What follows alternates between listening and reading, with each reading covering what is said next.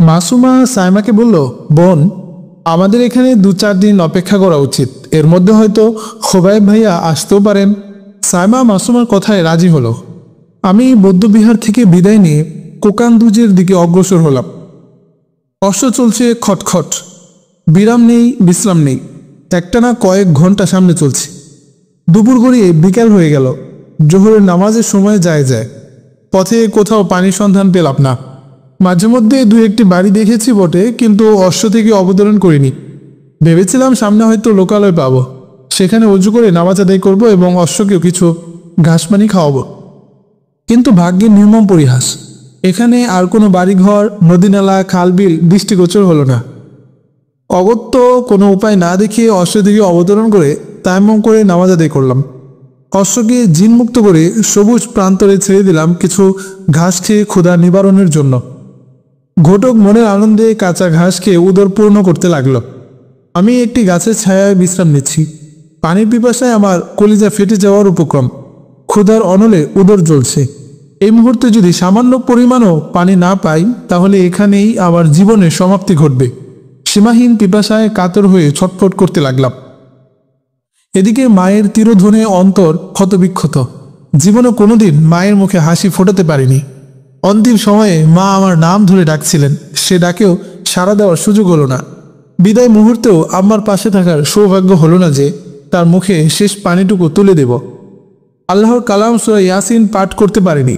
যে মা আমার জন্য চিন্তা করতে করতে পাগল হয়ে পথে পথে ঘুরে আমাকে তালাশ করেছেন, বন্দি জীবনের অসহনীয় বেদনা ভোগ করেছেন, সেই মায়ের খেদমত করতে পারলাম না। অপরদিকে যে মেয়েটিকে মৃত্যুর হাত থেকে ছিনিয়ে এনে তার ইজ্জত, আবরু ও সম্ভ্রম রক্ষা করেছে, যে আমাকে জিহাদ করার কলাকৌশল শিক্ষা দিয়েছে, যে আমাকে সুনিশ্চিত মৃত্যুর হাত থেকে রক্ষা করেছে, যে আমাকে জীবনের চেয়ে ভালোবাসে, যে আমাকে খুঁজতে গিয়ে অনেক কষ্ট সহ্য করেছে, যে পাগল হয়ে আমাকে খুঁজতে বের হয়েছে, আজও তার কোনো সন্ধান পেলাম না। হতভাগিনী না জানি কোথায় কি অবস্থায় আমাকে খুঁজে বেড়াচ্ছে। সবগুলো চিন্তা এসে একযোগে আক্রমণ করে আমার অন্তরকে ক্ষতবিক্ষত করছে। পানির পিপাসায়ও জীবন উষ্ঠাগত। কি করব না করব কিছুই ভেবে পাচ্ছি না। নিজ হাতে যদি নিজের জীবন বধ করার অনুমতি থাকতো, তবে ক্লাসিনকোভটির ব্যারেল বক্ষে স্থাপন করে ট্রিগার চেপে জীবন নেট্যের অবসান ঘটাতাম। তা তো আর সম্ভব হচ্ছে না। আমি নিরুপায় হয়ে আল্লাহকে বেশি বেশি স্মরণ করতে লাগলাম। জোহর শেষ হয়ে আসরের সময় ঘনিয়ে এসেছে। এখানে বসে ভাবনার অসীম সাগরে হাবুডুবু খেয়ে লাভ নেই। কোনো একটা গন্তব্যে পৌঁছতে হবে। দেখতে পেলাম ঘটক ঘাস খেতে খেতে বহুদূর চলে গেছে। আমি অশ্বটিকে তাড়িয়ে এনে জিন কষিয়ে আবার অজানা পথে ঘোড়া হাঁকালাম। ঘোড়া বিরামহীন চলতে লাগলো। আশপাশে কোনো বাড়িঘর নেই, নেই উন্নত বা প্রশস্ত রাস্তা। পায়ে চলার মেঠো পথ, তাও আবার আঁকাবাঁকা। কেবলই টেক টিলা, ঝোপঝাড়, বাবলা জাতীয় কঙ্কটময় গাছগাছরায় ভরা। শুনেছি এই পথে কোকান্দুজে যাওয়া যায়। মনে মনে ভাবলাম, পথে কোনো যাযাবর বা কাঠুরিয়া জিন ও কুটির মিললে সেখানেই রাত্রি যাপন করব। ভাবনার সাগরে ভাসতে ভাসতে অনেক পথ পেছনে ফেলে এসেছি। আসরের সময় পেরিয়ে যাওয়ার উপক্রম। অশ্ব থেকে নেমে তায়াম্মুম করে দুরাকাত নামাজ আদায় করলাম। নামাজ শেষ করে দক্ষিণ পশ্চিম কোণে তাকিয়ে দেখি বেশ দূরে কিছু লোক দ্রুত পদে অরণ্যের দিকে যাচ্ছে। তাদের দেখে প্রথমে কাঠুরিয়া মনে হচ্ছিল, ওদিকেই হয়তো তাদের নিবাস। লোকগুলোকে দেখে আমার অন্তরে আশার আলো জ্বলে উঠল। আমি দেরি না করে তাদের দিকে অশ্ব হাঁকালাম। অল্পক্ষণের মধ্যেই তাদের নিকটে পৌঁছে গেলাম। গিয়ে দেখি 3টি গাধার পিঠে কিছু মালামাল বোঝাই করে তারা অরণ্য বিমুখে চলছে। তারা আমাকে দেখে ভয় পেয়ে গেল। তাদের পরনে সালোয়ার ও ঢিলে ঢালা কুর্তা, ঝাঁকড়া চুল, মোটা মোটা গোফ, চেহারায় নুরানি আভা। এরা যে মুজাহিদ তা আর বুঝতে বাকি রইল না। আমি দূর থেকে সালাম দিয়ে আরও একটু কাছে গিয়ে অশ্ব থেকে অবতরণ করলাম। সকলের পিছনে লোকটি সালামের উত্তর দিয়ে আমার পরিচয় জানতে চাইলেন। আমি আমার পরিচয় কি দিব তা নিয়ে ভাবছিলাম। লোকটি আমার অবস্থা দেখে বুঝতে পারলেন আমি আমার পরিচয় দিতে ইতস্তত বোধ করছি। তিনি আমাকে অভয় দিয়ে বললেন, বাবা, তোমাকে এত বিষণ্ণ দেখাচ্ছে কেন? ভয় পাওয়ার কিছু নেই, নির্ভয়ে তোমার পরিচয় দিতে পারো, কোনো অসুবিধা হবে না। আমি বললাম, হুজুর, আমার পরিচয় দেওয়ার আগে যদি আপনাদের পরিচয়টা পেতাম তবে খুবই ভালো হতো। লোকটি আমার থেকে তাকিয়ে মুচিয়ে হেসে বললেন, আমরা পাহাড়ি মানুষ, পাহাড়ে আমাদের বসবাস। বাজার থেকে খাদ্য কিনে আবার জঙ্গলে চলে যাচ্ছি। আমি প্রশ্ন করলাম, হুজুর, লোকালয় ছেড়ে পাহাড়ে আশ্রয় নিয়েছেন কেন? আপনাদের কি কোনো বাড়িঘর নেই? আর পাহাড়ে থেকেই বা কি করেন? এখানে তো হিংস্র প্রাণী আর চোর ডাকাতের আস্তানা। ইদানিং শুনেছি এখানে নাকি আনোয়ার পাশার মুজাহিদ বাহিনী আশ্রয় নিয়েছে। তাহলে আপনারা কি? গাধা চালক বললেন, তুমি দেখছি সবই জানো। তুমি কি কোনো গুপ্তচর বা ডাকাত সর্দার নাকি মুজাহিদদের কেউ? নয়তো এই বয়সে এত কিছু জানো কি করে? এসব কথোপকথনের মধ্যে হঠাৎ দেখি চোখের পলকে আমার অস্ত্রটা ওদের একজনের হাতে চলে গেছে। আমি বুঝতে পারলাম না কোন কৌশলে কি করে আমার অস্ত্র নিয়ে গেল। আমি হাবার মতো ফেলফেল দৃষ্টিতে তাকিয়ে রইলাম। আবার জিজ্ঞেস করলো, তুমি ঘোড়া পেলে কই? এদিকে ঘোড়া নিয়ে আর কাউকে তো আসতে দেখিনি। তোমার আর লোকজন কোথায়? ওরা কি আগে চলে গেছে না পশ্চাতে? এসব প্রশ্নের উত্তর দিতে গিয়ে আমি বললাম, জনাব, আপনি যা ভাবছেন আসলে আমি তা নই। আমি একজন বিপন্ন পথিক। আমার এক সাথীকে খুঁজতে গিয়ে এদিকে চলে এসেছি, আমাকে ক্ষমা করুন। লোকটি অগ্নিশর্মা ধারণ করে আমার দিকে তাকালেন এবং দন্ত পাটি কটমট করতে করতে অপর একজনকে বললেন, এখনো দাঁড়িয়ে আছে কেন? জলদি লোকটার হাত পা বেঁধে ফেলো। যা হুকুম তাই হলো। আমার দুটি হাত পশ্চাৎ দিক নিয়ে গাধার রশি দিয়ে বেঁধে ফেললো। এই বুঝি প্রাণবায়ু আমাকে ফেলে রেখে সমীরণে মিশে যাবে। সাইমার দেখা আর হলো না। মাগরিবের নামাজের সময় হয়ে গেল। মনে মনে ভাবছিলাম হয়তো নামাজ পড়া হবে না। পথিকদের কাছে পানি ছিল। তাকিয়ে দেখি একে একে সবাই উজু করে নিচ্ছে।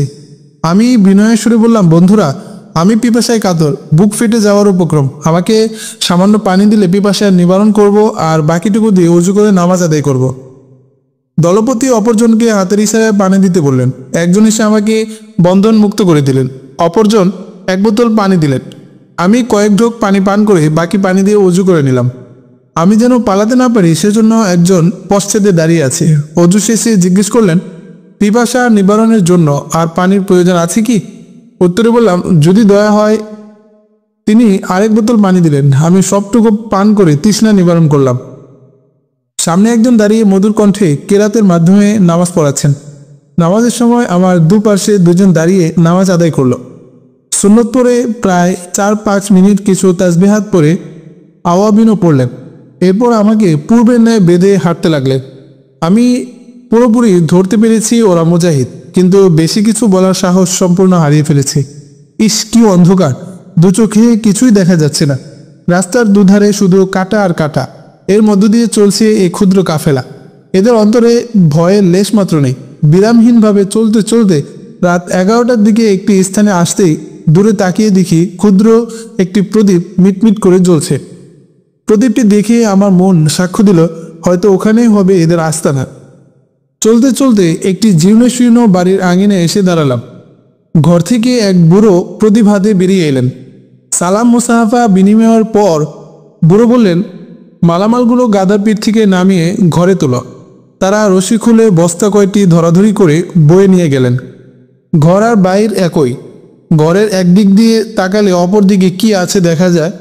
ঘরগুলো লতাপাতায় নির্মিত। বস্তাগুলো যথাস্থানে রাখার পর পানি নিয়ে এলেন হাত মুখ ধুতে বা অজু করার জন্য। বুড়োর খেদমত দেখে আমি খুবই আশ্চর্য হলাম। সবাই হাত মুখ ধুয়ে ঘরে যেতে না যেতে বৃদ্ধ খানা এনে হাজির করলেন। আমি বুঝতে পারলাম ওরা যে এখানে আসবে সেটা পূর্ব পরিকল্পিত। তা না হলে বৃদ্ধ এত তাড়াতাড়ি খানার ইন্তজাম করতে পারতেন না। ঘরের লোক বুড়া বুড়ি দুজন। খাবার আনা হয়েছে 4-5 জনের। তারা আমার হাতের বন্ধন খুলে পায়ের বন্ধন আরো শক্ত করে দিল। আমাকেও খানা খাওয়ার জন্য বলল। ভাবলাম কথা উপেক্ষা করে না খাওয়াটা ঠিক হবে না, তাই নিজ হাতে 2 টুকরো রুটি আর 1 বাটি ডাল নিলাম। আহারাদি শেষ করে সবাই বৃত্তাকারে বসে গেল। বৃদ্ধ লোকটিও থালাবাটি ঘরে রেখে এসে মাহফিলে বসলেন। দলপতিকে বাড়িওয়ালা জিজ্ঞেস করলেন, এই যুবককে কোথা থেকে নিয়ে এলেন? তার পরিচয় কি? ওকে এমন করে বেঁধে রেখেছেন যে? দলপতি উত্তর দিলেন, এ যুবক সন্দেহভাজন, মনে হয় বলশেভিকদের চর। তার কথাবার্তা খুবই আপত্তিকর ও সন্দেহমূলক, তাই গ্রেফতার করা হয়েছে। বুড়ো বললেন, এ ভেজাল টেনে লাভ কি? কিছু উত্তম মাধ্যম দিয়ে ঘোড়াটি রেখে পথেই ছেড়ে দিয়ে আসতেন। কিন্তু এখন যেহেতু আস্তানা নিয়ে এসেছো তো ছাড়া যাচ্ছে না। দলপতি বললেন, এতটুকু সময় আমাদের হাতে ছিল না। তাছাড়া তখন এ বুদ্ধিও মাথায় আসেনি। আবার এটাও ভাবলাম যে এর থেকে অনেক তথ্য উদ্ধার করা যাবে, তারপর রাখা না রাখা বিবেচনা করে দেখব। আগে গোপন তথ্য ও গোপন পরিকল্পনা জেনে নিই। অপর এক সাথী বললেন, আমরা তো এখনো এশার নামাজ পড়িনি, একটু পরে মাকরুওয়াক্ত হয়ে যাবে, চলুন নামাজ আদায় করে পরামর্শ করি। দলপতি কাতারবন্দি হয়ে দাঁড়ানোর নির্দেশ দিলেন। একজন আমার পায়ের বন্ধন খুলে দিলেন, একজন ইমামের মুসল্লায় দাঁড়ালো, অপরজন ইকামত দিতে উদ্যত। এমন সময় একজন ভর্ৎসনা করে বললেন, হুজুর, এ দেখছি পাক্কা মুসল্লি, তাকে ইমামতি করতে দিন। দলপতি মুচকি হেসে পশ্চাতে এসে দাঁড়ালেন। তাই তো, বুজুর্গ লোক পিছনে রেখে নামাজ পড়ানো শক্ত বেয়াদবি হবে, যান হুজুর নামাজ পড়ান। এই বলে আমাকে ঠেলে ইমামের মুসল্লায় দাঁড় করিয়ে দিলেন। আমিও কিছু না বলে ইকামতের নির্দেশ দিলাম। সবাই অবাক হয়ে আমার দিকে তাকিয়ে রইল। আমি জীবনের শেষ নামাজ মনে করে বিগলিত কণ্ঠে কেরাত পড়তে লাগলাম। প্রথম রাকাতে সূরা ফাতিহার পর সূরা আলে ইমরানের 25 নং আয়াত থেকে 28 নং আয়াত পর্যন্ত পাঠ করলাম, যার অনুবাদ নিম্নরূপ। বলুন, হে আল্লাহ, তুমি সর্বভৌম শক্তির অধিকারী। তুমি যাকে ইচ্ছা রাজ্য দান করো এবং যার কাছ থেকে ইচ্ছা রাজ্য ছিনিয়ে নাও, এবং যাকে ইচ্ছা সম্মান দান করো আর যাকে ইচ্ছা অপমানে পতিত করো। তোমারই হাতে রয়েছে যাবতীয় কল্যাণ। নিশ্চয়ই তুমি সর্ববিষয়ে ক্ষমতাশীল। তুমি রাতকে দিনের ভিতর প্রবেশ করাও এবং দিনকে রাতের ভিতর, আর তুমি জীবিতকে মৃতের ভিতর থেকে বের করে আনো এবং মৃতকে জীবিতর ভিতর থেকে বের করো। তুমি যাকে ইচ্ছা বেহিসাব রিজিক দান করো। দ্বিতীয় রাকাতে সূরা ফাতিহার পর সূরা হাশরের শেষ 3 আয়াত তেলাওয়াত করলাম। এটা জীবনের শেষ রাকাত মনে করে যত সুন্দর সম্ভব পড়তে চেষ্টা করলাম। আল্লাহর সানা সিফাত বর্ণনা করতে গিয়ে প্রেম সাগরে তুফান আরম্ভ হলো, তাই কেঁদে কেঁদে পাঠ করছিলাম। নামাজের মধ্যেই পেছন থেকে কান্নার সুর শুনতে পেলাম। নামাজ শেষ করে সবাই আমার দিকে অবাক নয়নে তাকিয়ে রইল। সবাই কাঁদো কাঁদো সুরে বলছে, কে আপনি? আপনাকে আমরা ভুল মানুষ মনে করেছিলাম, আপনার পরিচয়টা দিলে আমরা অত্যন্ত খুশি হব। অতঃপর সকলের নিকট আমার পরিচয় আস্তে আস্তে বলতে লাগলাম এবং সব ঘটনা তাদেরকে শোনালাম।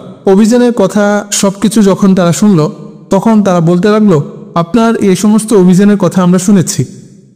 আনোয়ার পাশা রহমতুল্লাহ প্রায় সময় আপনাদের অভিযানের কথা বলে আমাদেরকে উৎসাহিত করতেন, এমনকি আপনাদের সাথে সাক্ষাৎ হওয়ার জন্য দোয়াও করতেন। আজ তিনি আমাদেরকে শোক সাগরে ভাসিয়ে জান্নাতে চলে গেছেন। আল্লাহর শুকর, এতদিন পর আপনার সাক্ষাৎ পেলাম। আমি জিজ্ঞেস করলাম, জনাব, আপনি কোন দায়িত্বে আছেন? তিনি বললেন, আমি সামরিক বিভাগের প্রধান হিসেবে দায়িত্ব পালন করছি। সেনাপতির দর্শন লাভে আমার অন্তর আনন্দে নেচে উঠল। বাড়িওয়ালা বৃদ্ধ আমার মাথায় হাত বুলিয়ে কেঁদে কেঁদে বললেন, বাবা, আমি তোমার ফুফা, আর ও ঘরে তোমার ফুফিমা। আমরা অনেক দুঃখ কষ্ট করে এ পর্যন্ত এসে পৌঁছেছি। অতঃপর তার দুঃখের ইতিহাস শোনালেন। ফুফা আমাকে ফুফিমার নিকট নিয়ে গেলেন। ফুফিমা আমাকে পেয়ে খুব রোদন করলেন, বললেন, বাবা, তোমার খোঁজে সাইমা ও মাসুমা এসেছিল, চুপি চুপি ওদের পরিচয় আমার কাছে দিয়েছে। এখানে 2 দিন অবস্থান করে না বলেই চলে গেছে, জানে না এখন কোথায় আছে। আলাপ আলোচনায় সারা রাত কেটে গেল। শ্রীনিধি নিনাল তুঙ্গা সাইমাকে বললেন, মুসাফির বাবা, তোমরা অনেক দূর থেকে এসেছো, আমি তোমাদের উপযুক্ত খেদমত করতে পারবো না ঠিক, তথাপি আশা করব তোমরা আমাকে কিছুদিন মেহমানদারি করার সুযোগ দিবে। তোমরা তো মুসলমান, আমাদের রান্না খাবেও না, আর তা তোমাদের রুচিসম্মতও হবে না। আমি তোমাদের জন্য মুসলমানদের ঘরে খানাপিনার ব্যবস্থা করে দেব, তোমাদের চিন্তা করতে হবে না। বৌদ্ধ বিহারের সর্দার শ্রীনিধি নিনাল তুঙ্গা বড় দয়ালু মানুষ। তার ভদ্রসুলভ আচরণে সাইমা খুবই প্রীত, তাই সর্দারের সাদর আমন্ত্রণে রাজি হয়ে বলল, সর্দারজি, আপনার অমায়িক ব্যবহারে আমরা আনন্দিত। আমরা আরও 2-4 দিন আপনার এখানে অবস্থান করব ইনশাআল্লাহ। বৌদ্ধবিহারে আশেপাশে কিছু মুসলমান বস্তিও ছিল। ওইসব মুসলমান খবর পেয়ে দলে দলে সাইমা ও মাসুমাকে দেখতে আসে। সকলেই এই সুদর্শন চেহারা দেখে আবেগ আপ্লুত। মুসলমানরা সদল বলে এসে সাইমার কাছে ধর্মোপদেশ শোনার জন্য আগ্রহ পেতে বসে থাকে। সাইমা তাদেরকে জরুরি মাসআলা মাসাইলের তালিম দেয়। বৌদ্ধরাও অনেকে তালিমের আসরে যোগ দেয়। একবার এক যুবক সাইমাকে খুব বিনয়ের সাথে প্রশ্ন করল, আচ্ছা মুসাফির ভাই, আমরা একটা ভুল ধারণা নিয়ে বসে আছি, তার একটা সমাধান আপনার জবান থেকে শুনতে চাই। সাইমা যুবকের দিকে তাকিয়ে জিজ্ঞেস করলো, বলুন আপনাদের সন্দেহটা কি? যুবক বলল, ভাইজান, পোশাক পরিচ্ছদে বোঝায় আপনারা লাল ফৌজো, আবার নামাজও পড়তে দেখি। ডাকাতদের কাছে পাওয়া মালামালও আমাদের পৌঁছে দিলেন। লাল ফৌজরা তো এমন করার কথা না, বরং মুসলমানদের উপর জুলুম অত্যাচার করে মাল সামানা নিয়ে যায়। ধর্ষণ, খুন খারাপই হলো ওদের কাজ। আপনাদের আসল পরিচয়টা জানতে পারি কি? যুবকের প্রশ্নের উত্তরে সাইমা বলল, আমরা সরকারি সৈন্য নই, যদিও পোশাক তাদের। আমরা মুসলমান এবং মুজাহিদ। আমরা আল্লাহর জমিনে আল্লাহর দ্বীনকে প্রতিষ্ঠার জন্য জিহাদ করি। তাছাড়া বঞ্চিতের অধিকার আদায় করতে, জুলুম নির্যাতন বন্ধ করতে, অনাথিনীর মলিন মুখে হাসি ফোটাতে, বুখা নাঙ্গার মুখে অন্ন তুলে দিতে, বিবস্ত্রকে বস্ত্র দিতে, বিধবা, এতিম, কাঙ্গাল ও অসহায়দেরকে শান্তি দিতে আমরা আমাদের জীবন ওয়াকফ করে দিয়েছি। মানুষের জান, মাল, ইজ্জত আবরুর নিরাপত্তা বিধান করতে আমরা জিহাদ করি। দেশ এবং জাতিকে আগ্রাসন থেকে বাঁচানোর জন্য আমরা জীবন উৎসর্গ করি। আমরা তো জানি মুজাহিদরাই চুরি, ডাকাতি, রাহাজানি, লুটতরাজ, খুন খারাপি, অপহরণ, ব্যভিচার অর্থাৎ যাবতীয় অসামাজিক কাজকর্মে লিপ্ত। এরাই এগুলো করে। সাইমা চোখ দুটি লাল করে যুবকের দিকে তাকিয়ে বলল, তুমি যেসব কথা বলেছ তার প্রমাণ অবশ্যই তোমাকে দিতে হবে। যুবক ভয়ে কাঁপতে কাঁপতে বলল, স্যার, আমাকে মাফ করবেন। কিছুদিন আগে বলশেভিক কর্মীরা আমাদের এলাকায় এসে সবাইকে ডেকে এসব কথা বলে গেছে। তারা এও বলেছে যে ওদেরকে যেভাবে পারো ধরিয়ে দেবে, তাদের রাষ্ট্রীয় পুরস্কার পাবে। তাছাড়া আমাদের এলাকায় প্রতি রাতেই কোনো না কোনো বাড়িতে বা রাস্তাঘাটে চুরি ডাকাতি হচ্ছে, অপহরণ হচ্ছে। তারা ডাকাতি করার সময় বলে আমরা মুজাহিদ, যা আছে দিয়ে দে। মাঝে মধ্যে কাগজও লিখে যায়।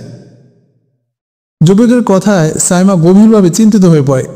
মাসুমা সাইমাকে বলল, আপু, এবার আমার বুঝে এসেছে এরা এসব অপকর্ম করে মুজাহিদদের বদনাম ছড়াচ্ছে। ওরাই বলশেভিক, কমিউনিজমের কর্মী। জনমনে বিভ্রান্তি ছড়ানোর জন্য, মুজাহিদদের ভাবমূর্তি নষ্ট করার জন্য পরিকল্পিতভাবে তারা এগুলো করছে। সাইমা মাথা নেড়ে বলল, তোমার ধারণা সম্পূর্ণ সত্য। সাইমা উপস্থিত জনতাকে লক্ষ্য করে বলল, ওহে লোক সকল, আপনারা প্রতিনিয়ত নির্যাতিত হচ্ছেন বলশেভিক দুশ্মনদের হাতে। আবার তারা মিথ্যা, বানোয়াট ও কাল্পনিক সংবাদ ছড়িয়ে আসল সত্য ধামাচাপা দিচ্ছে। বিভ্রান্তির ধূম্রজালে আপনারা আটকা পড়ে আছেন। সে আরও বলল, হে যুবক ভাইয়েরা, তোমরা আজ খেলাধুলায় মেতে আছো, আনন্দ ফুর্তিতে মূল্যবান সময় নষ্ট করছো। তোমাদের মুসলিম ভাই বোনেরা জিন্দানখানায় শৃঙ্খলাবদ্ধ। অনেক আলেম, ওলামা ও পীর মাশায়েখকে সাইবেরিয়ার তুষার অঞ্চলে বন্দি করে রেখেছে। সেখানে জনমানবের চিহ্নটুকু নেই, আছে বরফ আর বরফ।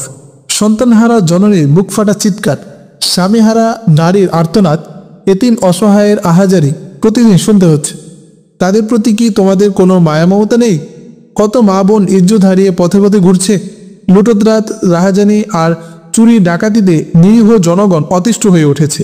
এসব অপকর্মের প্রতিকার কে করবে? হে যুবক বন্ধুরা, ওইসব মাজলুম তোমাদের দিকে চেয়ে আছে, তোমাদেরকে হাতছানি দিয়ে ডাকছে। হে যুবক, হে তরুণ, আমাদেরকে উদ্ধার করো। কোথায় ওমর হায়দার, কোথায় তারিক জিয়াদ, কোথায় সালাউদ্দিন আইয়ুবী, কোথায় মাহমুদেরা, কোথায় তাদের উত্তরসূরি জওয়ানরা? তোমরা জাগো, ভীরুতা ও কাপুরুষতার পাহাড় ডিঙ্গিয়ে আমাদের উদ্ধার করো। সাইমার তেজদীপ্ত ভাষণে যুবকদের মধ্যে এক জাগরণ সৃষ্টি হলো। সারা পেয়ে গেল যুবমনের ঘুমন্ত অন্তরে। অসামাজিক ও অন্যায় কার্যকলাপের বিরুদ্ধে কার্যকরী পদক্ষেপ নেওয়ার মতো মন মানসিকতা সৃষ্টি হলো তাদের অনেকের মনে। এক যুবক দাঁড়িয়ে বলল, হে আমাদের সম্মানিত মেহমান, আপনার কথাগুলো অত্যন্ত হৃদয়গ্রাহী। শুধু হৃদয়গ্রাহী নয়, অতীব গুরুত্বপূর্ণ ও কল্যাণকর কথা। আমাদের অবস্থা এতই শোচনীয় যা ভাষায় ব্যক্ত করতেও কণ্ঠরুদ্ধ হয়ে আসে। এমন কোনো রাত যায় না যে তাতে কোনো না কোনো বাড়ি লুণ্ঠিত হচ্ছে না। রাতের ঘুম এলাকাবাসীর জন্য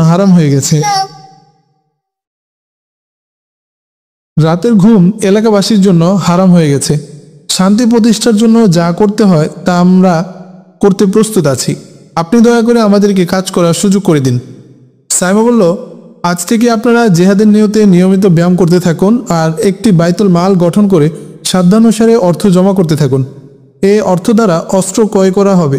যদি কয়েকটি অস্ত্র এই এলাকায় এসে যায় আর আপনারা দু একটি সফল অভিযান পরিচালনা করতে পারেন, তবে এই এলাকা থেকে সন্ত্রাসীরা পালাতে বাধ্য হবে। সাইমা 6 সদস্য বিশিষ্ট একটি কমিটি গঠন করে একজনকে আমির নিযুক্ত করলেন। তারপর ব্যায়ামের কিছু আইটেম শিখিয়ে সবাইকে বিদায় জানালো। বেলা 2টা। সাইমা মাসুমাকে নিয়ে সর্দারজির মেহমানখানায় এসে খানাপিনা সেরে নামাজ আদায় করে একটু বিশ্রাম নেওয়ার জন্য খাটে শুয়ে পড়ল। অল্পক্ষণের মধ্যেই ঘুম এসে উভয়কে অচেতন করে দিল। বিকাল 4টায় ঘুম ভেঙে গেল। গাত্রোত্থান করে আসর নামাজের জন্য তৈরি হলো। সাইমার অন্তরে শান্তি নেই। নৈরাশ্যের উর্মিমালায় সাঁতার কাটছে যেন। কুল কিনারা নেই। ক্ষণে ক্ষণে অন্তরের গভীর থেকে বেরিয়ে আসছে দীর্ঘশ্বাস।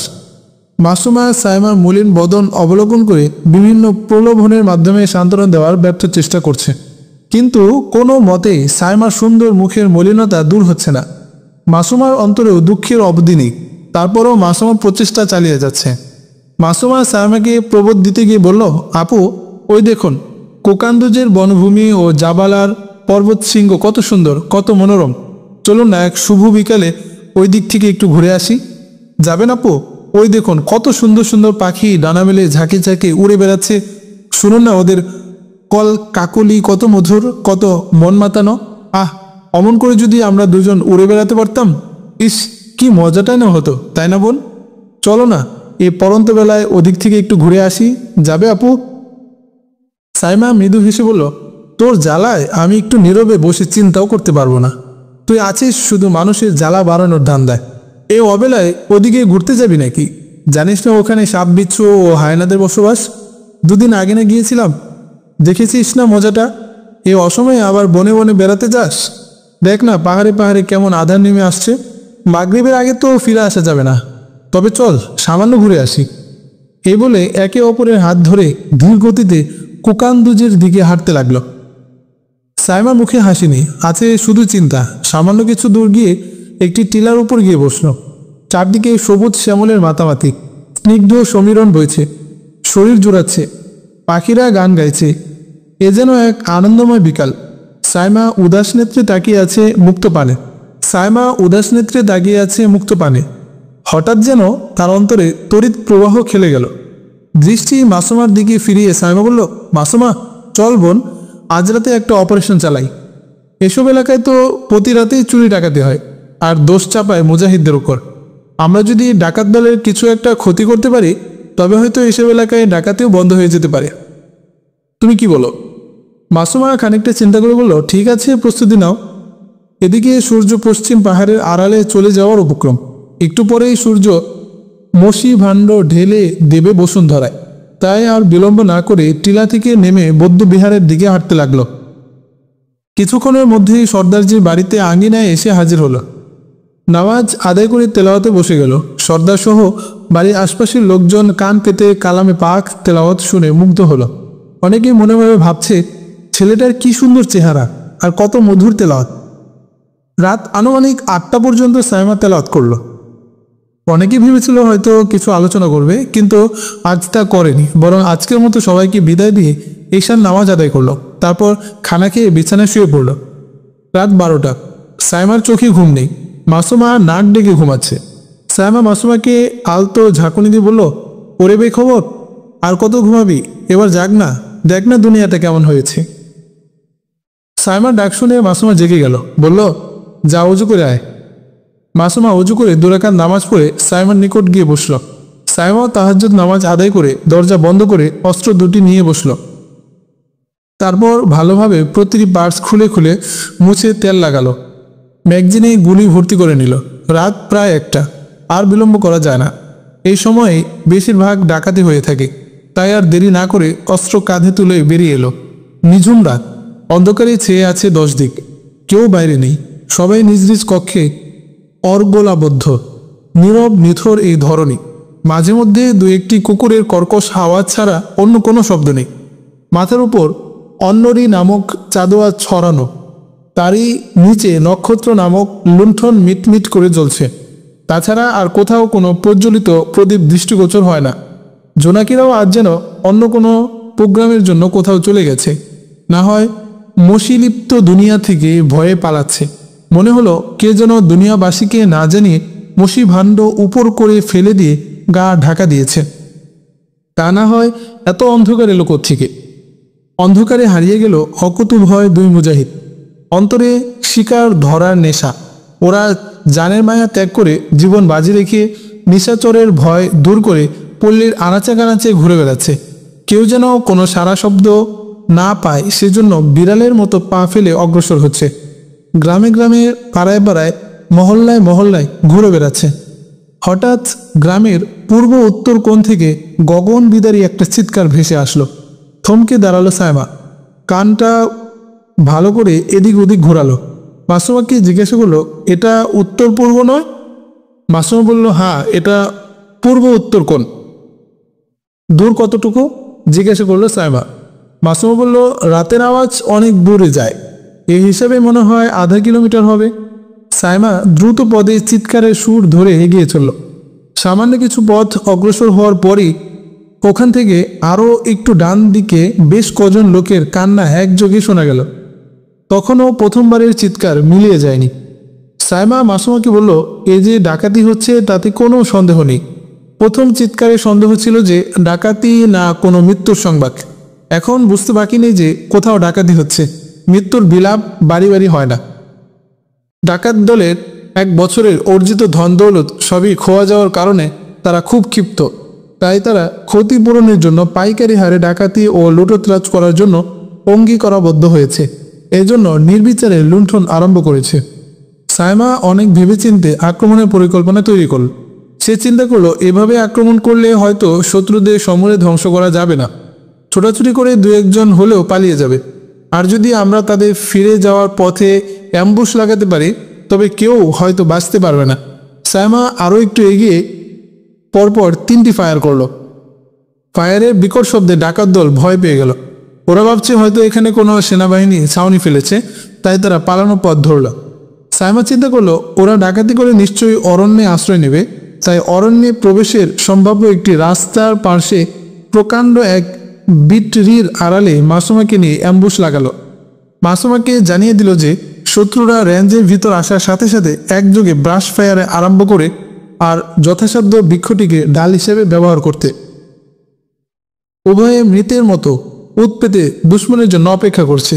বেশ সময় কেটে গেল, দুশ্মনের কোনো পাত্তা নেই। মশা ও পিঁপড়া দুজনকে অতিষ্ঠ করে তুলল, তবুও নড়াচড়া করছে না। মশা পিঁপড়ার কামড় থেকে বাঁচার জন্য যথাসাধ্য চেষ্টাও করেছে।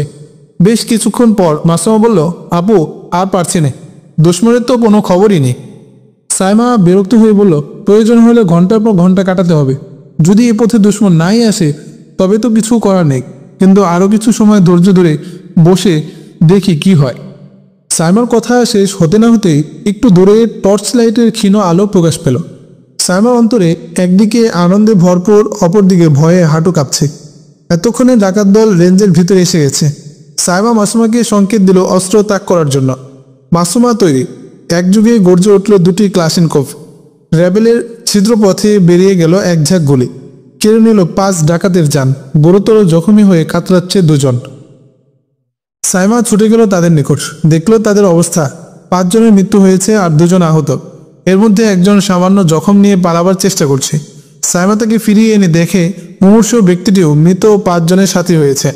তাদের কাছে লুণ্ঠিত মালামাল বেশি ছিল না, কারণ 2টি বাড়ি ডাকাতির পরই তো ওদের চলে আসতে হলো। তাদের কাছে পাওয়া গেল গুলিবিহীন একটি কাটা রাইফেল, 2টি পাইপ গান, 6 রাউন্ড গুলি আর 6টি ছোরা। সায়মা এসব মালামাল ও আহত দুশ্মনকে নিয়ে চলল সর্দারজির বাড়িতে। এদিকে প্রচণ্ড গুলির আওয়াজে গ্রামবাসীরা জেগে উঠেছে। অনেকেই ছুটে গেল সর্দারের নিকট, খোঁজ করছে মুসাফিরের। সর্দার অবাক হয়ে বলল, হায়, মুসাফিররা গেল কই? ওদেরকে দেখছি না যে। এক যুবক বলে উঠল, সর্দারজি, বেড়াই খেয়াত খেলো নাকি? ওরাই তাতে জড়িত কিনা? সর্দার নিরুত্তর, কি বলবে তা ভেবে পাচ্ছেন না।